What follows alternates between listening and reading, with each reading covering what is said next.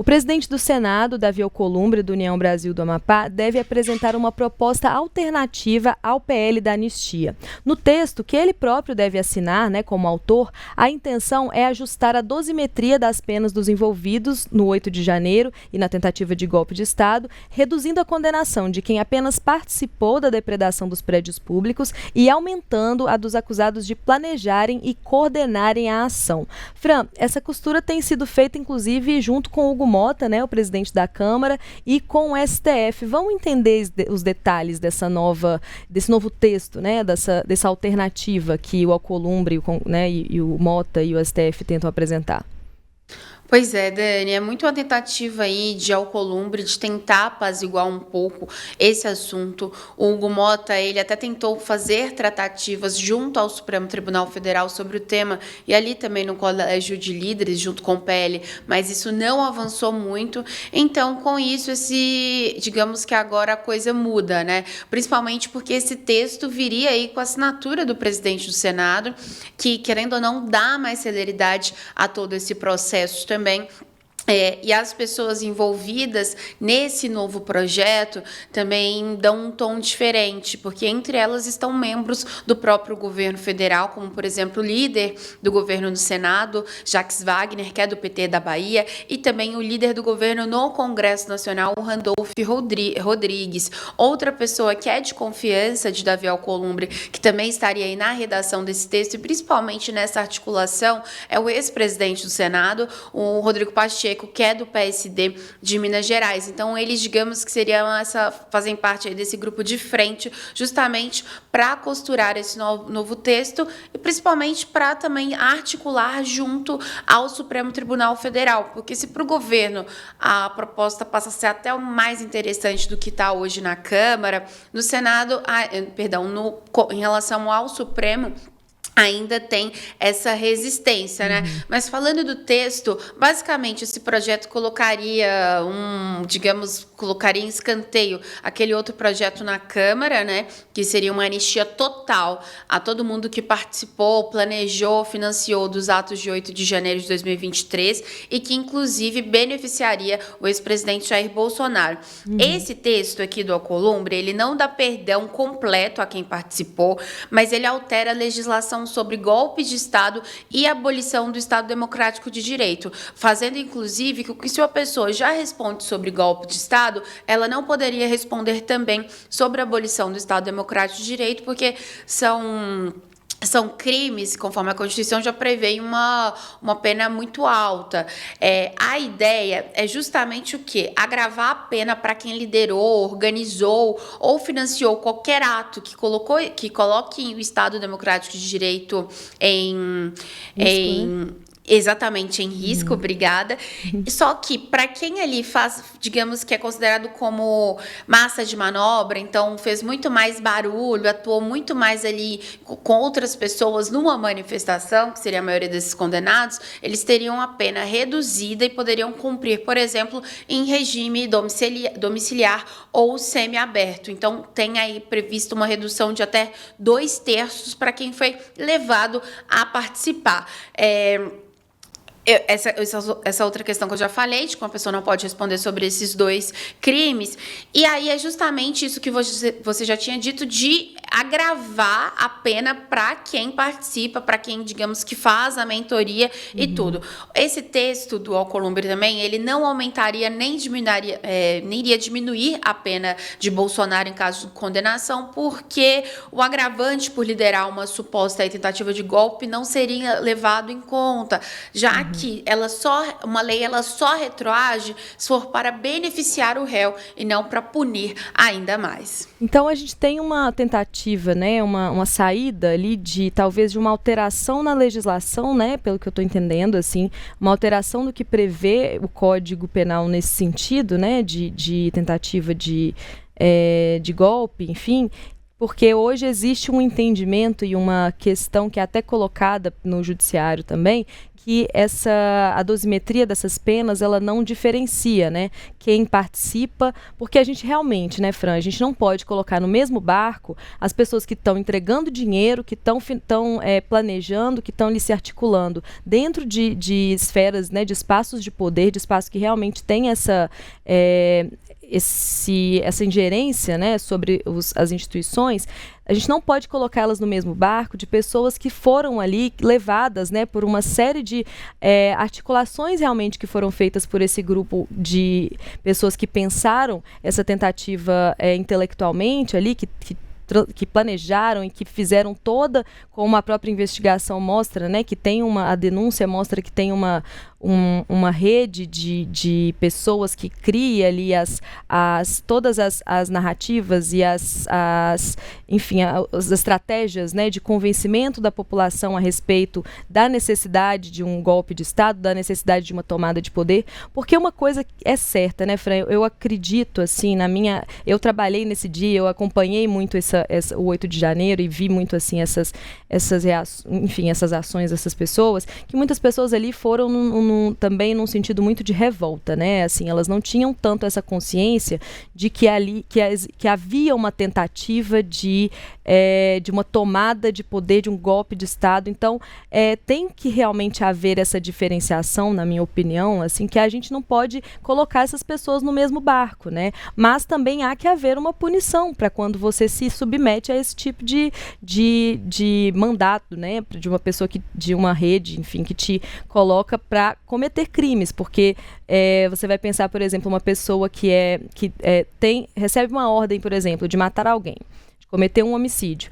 A pessoa que ordenou vai receber uma pena e a pessoa que executou também vai receber uma pena. Então, são penas diferentes e aí é nisso, né, eu percebo que essa proposta quer atuar, quer mudar a legislação para encaixar essa dosimetria de forma mais assertiva, digamos assim.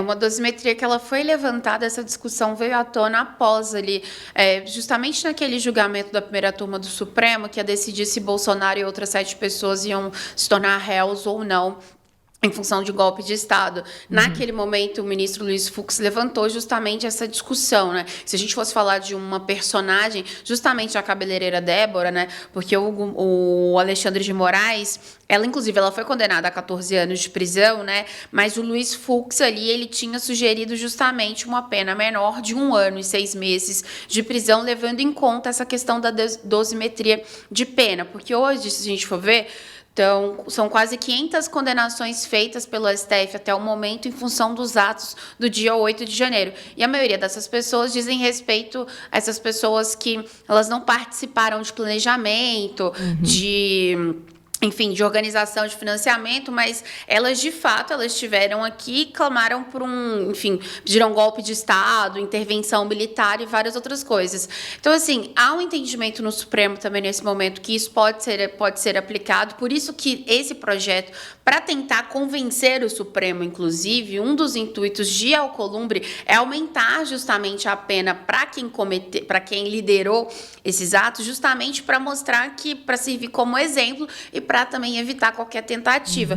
Que se a gente for, só lembrando, né, golpe de Estado, a pena é de 4 a 12 anos. Se a gente for falar de abolição violenta do Estado Democrático de Direito, é de 4 a 8 anos. Claro que podem ter agravantes nesse caso. A gente falando de organização criminosa também, quando a gente fala de um plano de golpe de Estado, aí a pena é de 3 a 8 anos, mas tem agravante também.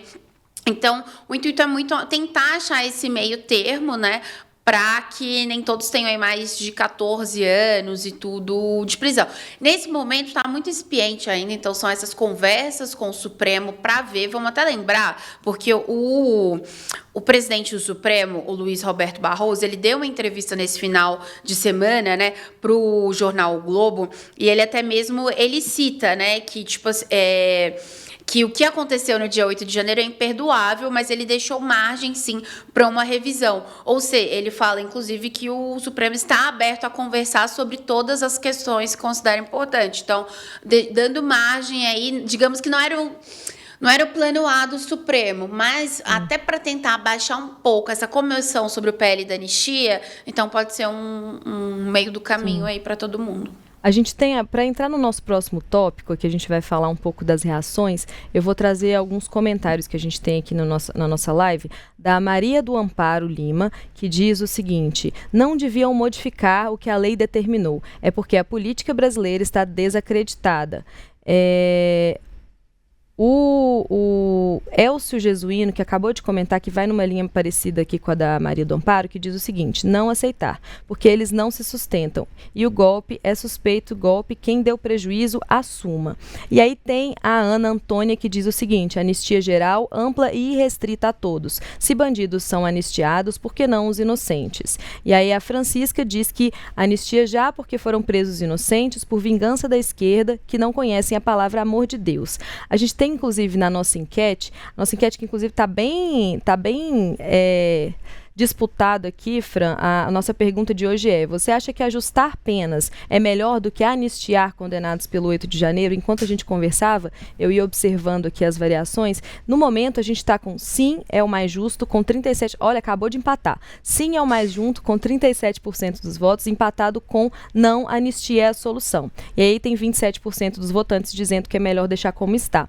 Então, a gente tem um assunto que realmente dá uma dividida, assim, né, na população. A gente teve até a pesquisa Datafolha trazendo um pouco do cenário da aprovação popular a respeito dessa pauta, mas só que apesar de essa aprovação popular não ser majoritária, né, a gente tem 56% dos entrevistados pela Datafolha dizendo que não aprovam a anistia, ela tem ela faz muito barulho, né, Fran? Ela tem um poder de comoção social muito grande, principalmente pelo uso também dos deputados e dos parlamentares, enfim, das lideranças políticas da oposição, das redes sociais, que acabam colocando essa pauta muito em voga. E aqui no Primeira Análise mesmo, né, Fran? A gente já falou sobre isso várias vezes. E sempre que a gente fala sobre anistia, a gente tem muita gente comentando, muita gente querendo trazer sua opinião aqui. Então, é uma pauta que gera muitas reações de todos os lados, né? Vamos então entender quais que foram essas reações em relação à oposição, né? A própria proponente dessa proposta de anistia, que é por meio do deputado Sóstenes Cavalcante, líder do PL na Câmara. Então, no PL basicamente não querem de jeito nenhum uma meia proposta, um meio termo, né, nesse caminho, justamente porque, digamos que que enterra o que eles...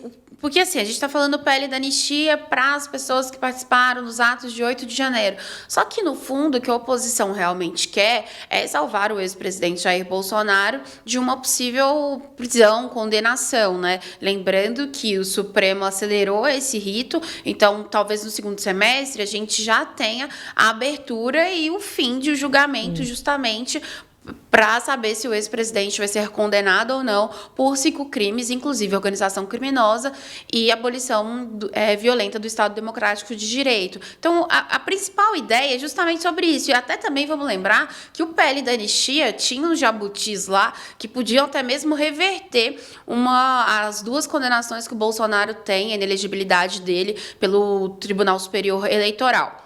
Esse outro projeto, ele não daria margem a isso, pelo menos não na versão principal e de agora, né? Ele não agravaria a situação de Bolsonaro, mas, ao mesmo tempo, também não ia trazer nenhum bônus nesse sentido. Então, assim, diante disso, né, a bancada do PL permanece com a obstrução na Câmara. Isso já havia sido anunciado desde que o Mota, basicamente, né, colocou esse tema aí em banho-maria, na gaveta. Só que agora o que o PL está esperando, isso nas palavras do Sóstenes Cavalcante, que é o líder da bancada, né? Ele que é do Rio de Janeiro, está esperando justamente o retorno de Mota aqui para Brasília para intensificar essa pressão sobre ele em relação a esse tema. Isso está sendo tratado no Senado, então fica mais difícil aqui para a bancada do PL conversar no Senado. Importante lembrar que, enquanto na Câmara o PL tem 92 nomes, no Senado, eles também têm uma bancada importante, com 14, se eu não me engano, 13 ou 14. Só que é igual do PSD, por exemplo. Então, no Senado a conversa é outra com o PL. Não é essa pressão não é tão ampla do jeito que é na Câmara. Então, assim, há essa preocupação. Então, eles falam justamente, continuam pedindo para pautar aquele requerimento de urgência, né, para esse projeto ser pautado. Mas vamos lembrar, mesmo aprovado na Câmara, esse PL da anistia, tem que passar para o Senado, tem que ter a sanção de Lula. Então, assim, digamos que é um jogo que ele tá ficando empatado para todo mundo ao mesmo tempo. Ninguém tá ganhando nisso, né? Enquanto isso, também outras pautas importantes estão ficando em stand-by lá na Câmara e no Senado, né? Eu acho que isso, inclusive, é um outro assunto aqui para o Primeira Análise, né, Fran? Já tinha até falado sobre isso, assim, sobre quais pautas estão deixando de ser votadas, estão deixando de ser analisadas, porque tem o PL da anistia ali tomando um espaço tanto da discussão quanto nesse sentido de obstrução, né, que tem os deputados da bancada do PL obstruindo a pauta na Câmara para que haja essa, né, para pressionar a respeito do PL da anistia. E tem uma coisa. E aí, o que ele está querendo fazer? Justamente trazer isso dessa pressão popular que você citou. Então, ontem, né, o Bolsonaro divulgou um vídeo convocando apoiadores para a manifestação, que seria no dia 7 de maio, uma quarta-feira, um dia após também de iniciado um outro julgamento naquele escopo de tentativa de golpe no Supremo. Então, e a ideia é que as pessoas saiam da torre de TV, que está logo aqui atrás de mim, e desçam até o Congresso Nacional, justamente para pedir esse apoio. Aí seria uma manifestação que ela acontece também no mesmo lugar, né, onde ficou esse simbolismo relacionado à data do dia 8 de janeiro. Nessa manifestação vão pedir PL da anistia, vão usar a Débora também como personagem principal e vão parabenizar Luiz Fux pelo voto dado nessa questão aí da Débora. Então, a gente vê aí essa pressão, tentando juntar a pressão à Mota e essa pressão popular. Ô, Dani, e aí até um ponto, porque também o Sóstenes, ele também falou, né, sobre essa tentativa, né, de juntar STF, governo e Davi Alcolumbre e Mota para fazer esse novo texto, né? E ele já fala, né, que se o STF estiver participando da construção de um texto para mudar a pena para alguns e aumentar para outros, ele fala assim, nunca ouvi que o STF cumpre papel de legislador. Então, ele também, a gente até tem essa fala dele aí, vamos trazer para o nosso espectador. É uma questão de luta política, nós não vamos arredar 1 milímetro das nossas decisões de pautar anistia. Não compete ao Congresso Nacional falar de modulação de penas. Não nos compete isso. Nos compete legislar. Se querem mudar a quantidade de pena para determinados crimes, é outra legislação. Aí nós vamos ter que conversar como legisladores, ver caminhos para isso. E o que nos compete aqui neste momento é corrigir uma injustiça praticada pelo Supremo Tribunal Federal a estas pessoas que estão pagando penas acima do que deveriam. A isto só nos cabe uma solução constitucional: anistia, nada mais. Aí a gente vê, né, Fran, a gente até falava sobre isso, assim, em algumas situações, que nessa fala do Sóstenes, a gente tem uma amostra de como as instituições têm se confundido nessa pauta, né, assim, tem ficado pouco claro a questão do papel constitucional de cada uma, né, a gente tem, por exemplo, de um lado, o STF, que tem esse papel judiciário, né, esse papel de analisar juridicamente as coisas, enfim, os processos, e aí do outro lado a Câmara que tenta anular esses processos, né, quando traz a anistia, e aí depois o Sóstenes vem e fala não porque o STF não pode legislar, mas aí ao mesmo tempo há uma tentativa do Congresso de mudar decisões judiciais, o que também não está no escopo constitucional do Congresso. Então, assim, é uma grande confusão institucional, né, Fran, para a gente falar o mínimo aqui. Exatamente, Dani. E não é exclusiva dessa pauta, né? Se a gente for pensar de regulação de redes, por exemplo, né? O Congresso reclama que o Supremo está legislando sobre um assunto que seria dele, mas ao mesmo tempo o Congresso não faz nenhum gesto ou dá andamento a criar uma proposta, uma lei sobre isso. Então, realmente, quando a gente olha para a legislação ou para outras questões, a gente pode ter uma noção um pouco no Brasil, uma leitura de que a lei é aplicada, principalmente nesses casos de repercussão geral, só que ela vai mudar a depender de a quem cabe esse interesse, né? Então, não só nesse caso, como em outros também. Então, E até um ponto, o Sóstenes fala sobre isso da legislação e tudo, mas há, inclusive, é importante só ressaltar que há essa resistência do Supremo para que essa legislação não mude também. Então, assim, são várias interpretações amplas sobre isso, enquanto isso a gente fica nesse compasso de espera, porque se eu falei aqui, né, se no Congresso outros temas não estão andando, a situação também não é diferente no Supremo, né? Outros temas também continuam em stand-by até que isso do golpe seja realmente, enfim, finalizado ou algo do tipo. Quero ler mais alguns comentários aqui da Sou Bela, que diz o seguinte: ajustar a pena não é anistia. Quem está votando pela anistia é por Bolsonaro. Não denunciou o Bozo. E aí tem o Itan também, que diz o seguinte: conceder anistia aos presos do 8 de janeiro enfraquece o Estado de Direito, pois passa a mensagem de que crimes contra a democracia podem ser perdoados sem consequência. Isso abre um perigoso precedente, incentivando futuras tentativas de golpe, ao mostrar que a punição por atacar as instituições democráticas pode ser revertida por pressão política ou populismo. Justiça firme é essencial para proteger a ordem constitucional. E é meio que disso que você estava falando, né, Fran? Essa é justamente a tentativa do Supremo, que é de trazer esse exemplo, né, num sentido de que dizer que as instituições estão funcionando e que você não pode atentar contra elas. Então, você não pode ter esse tipo de atitude, esse tipo de ação sem ser punido. E aí, essa tentativa justamente de trazer esse ajuste de dosimetria, de talvez fazer uma alteração ali em conjunto, né, com Senado e Câmara, para, enfim, trazer um pouco de alívio para essas pessoas que foram condenadas, por exemplo, a 14 anos de prisão, vem justamente nesse sentido de, beleza, vamos ajustar aqui a lei para que as punições sejam mais brandas para quem participou de forma menos incisiva, digamos assim, né, de forma menos... Né? Exato, quem só estava lá. Mas, ao mesmo tempo, a gente manda o recado, continua, né, mandando o recado de que as instituições vão se proteger.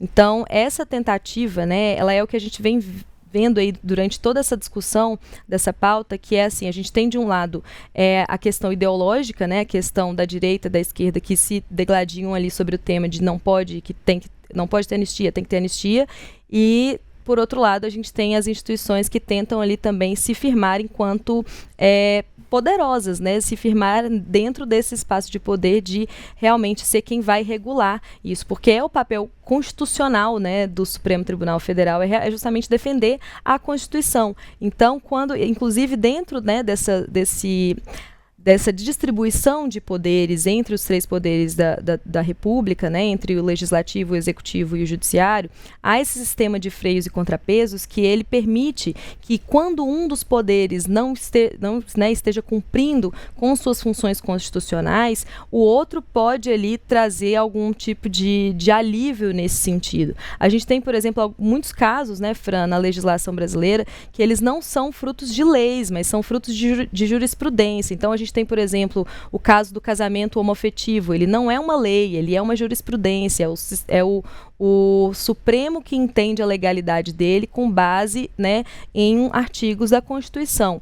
E, enquanto isso, não existe uma lei que regulamente, o Congresso não discute esse assunto. Então, é uma grande teia, né, um grande emaranhado de assuntos que precisam ser discutidos, que aí vai um fazendo de cada lado ali, para que também essas urgências que são urgências da população, né, do dia a dia do povo brasileiro, elas não fiquem deixadas de lado porque uma instituição ou outra não está cumprindo ali como deveria o seu papel de discutir essas pautas.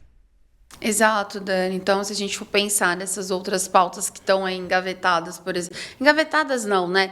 Mas que elas não estão recebendo o devido tratamento ou algo do tipo, mesmo elas sendo listadas como prioridades no Congresso, tem a questão da isenção do imposto de renda, por exemplo. A gente tem também a questão da PEC da segurança pública. Há temas também, como, por exemplo, para fazer ajuste nas contas públicas, né? Então, questão salarial de ministros, de magistrados, então justamente para diminuir isso. Então, assim, a gente tem várias outras pautas que nesse momento elas estão em stand-by em função disso, né? A gente ainda tem nesse semestre, né? Pensando nesse PL da anistia, se há um prazo ou não, é muito difícil a gente prever quando que isso vai andar, mas tem um componente muito importante quando a gente fala, que é o nome, tem nome e sobrenome, que é o Davi Alcolumbre. Quando ele entra em alguma coisa, não tem como a gente negar o poder de influência e de articulação dele, porque até quando ele não era presidente do Senado, ele continuou nos bastidores, ele tem amplo acesso, seja na Câmara, no governo principalmente, e ele conta com, por exemplo, o Rodrigo Pacheco para essa conversa com o Supremo Tribunal Federal, que é muito importante também.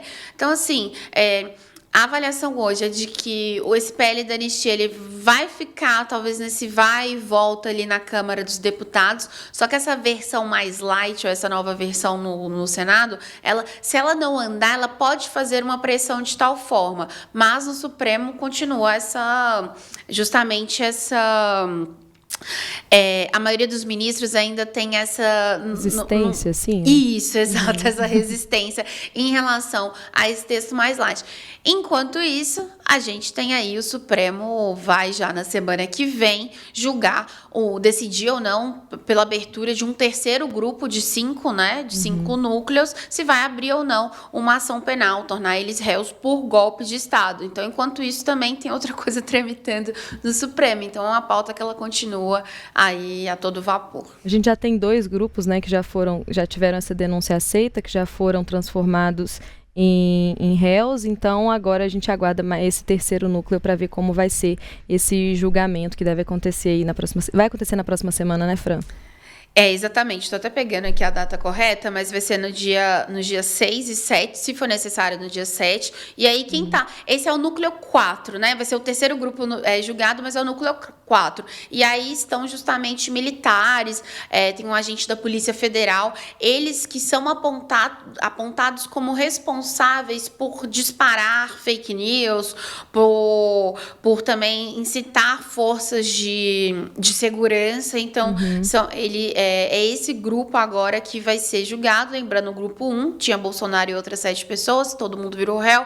Na semana passada a gente teve o outro grupo, que aí tinha o Silvinei Vasquez e tudo, esse grupo que seria acusado aí de planejar justamente essa questão de fake news em massa, e agora esse terceiro, depois tem outros 2 aí, ainda na listinha aí do Supremo, até junho já devem resolver isso.